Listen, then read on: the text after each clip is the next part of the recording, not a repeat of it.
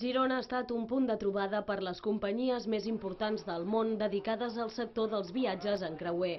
El sector va tancar un 2011 molt bo, amb un creixement entre el 7 i el 8% respecte al 2010 i amb més de 2.600.000 passatgers. És un producte, el producte dels creuers, que és continu a l'alça. És continu a l'alça. Hi ha molta competència, això és molt bo, és un mercat que hi ha molt dinamisme, la competència afavoreix la creació de nou producte, de noves prestacions, de nous serveis. Són empreses que tenen que estar innovant constantment perquè la reiteració en el creuer es basa precisament en anar oferint cada vegada atractius nous.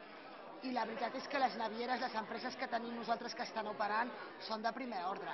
Durant aquest cap de setmana, unes 600 persones han visitat el Saló de Creuers que ha tingut lloc a l'Hotel Carlemany, on han estat presents 13 companyies creueristes oferint les seves millors propostes.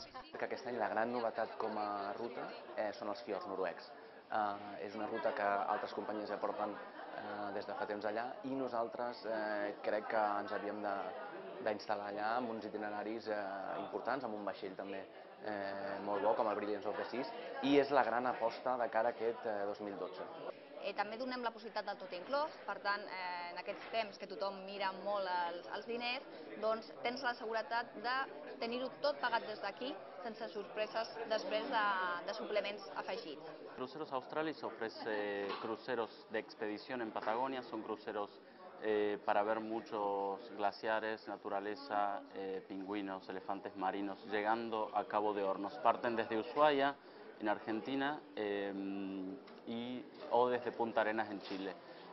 Son cruceros cortos de 3 o 4 noches que se combinan con un tour en Argentina o en Chile. De la trobada se n'extreu una valoració més que positiva del moment pel qual passa el sector.